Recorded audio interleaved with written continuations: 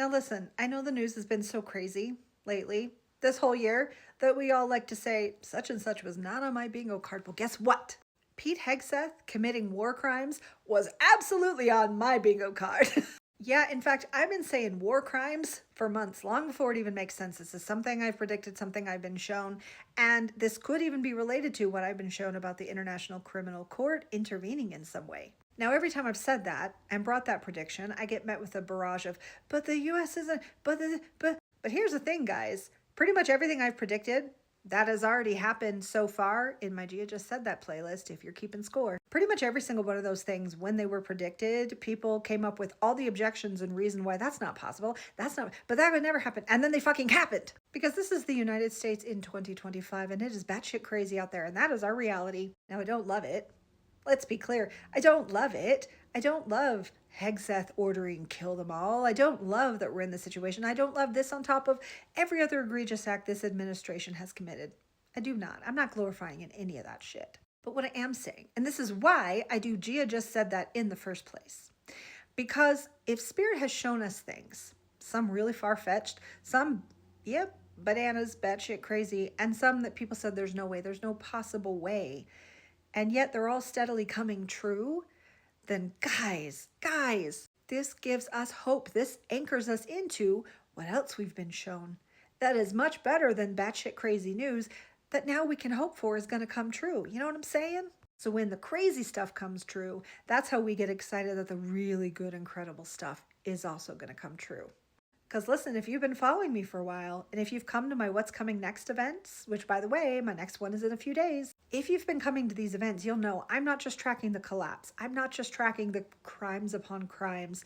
I am tracking what comes next.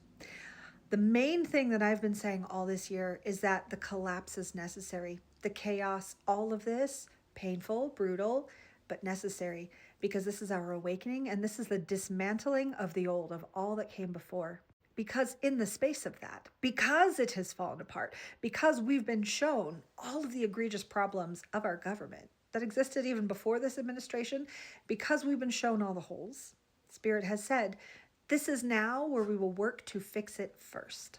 And in fact, my September, What's Coming Next? The visions, what I was shown, it was clear toward the end of the event. Toward the end of the event, it was like the heavens parted, the clouds opened, and I got this downpour of what's coming next that is so beautiful, so expansive.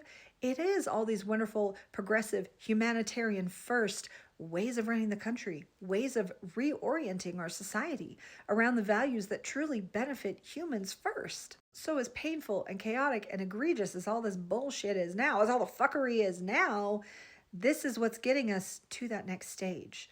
Because everything has fallen apart, or all the flaws have been shown, and we're all saying collectively, no, we're not doing that anymore.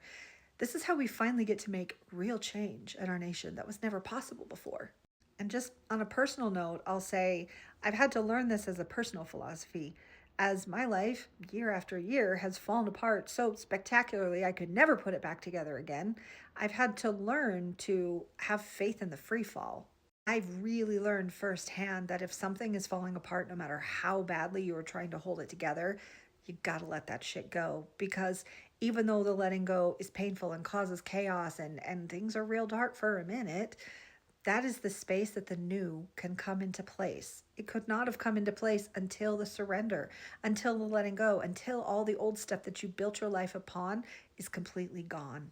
So as brutal as it is, as hard as it is to watch this all happen, it's a good thing. It really is.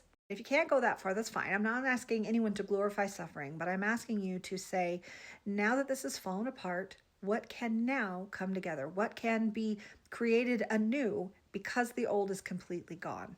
So that's how I'm looking at this. And it gives us an opportunity to place our order with the universe. It's all falling apart, fam. So what are we going to create in its place? What do we want? What do we desire? What do we require as a people? This is the time for all of it.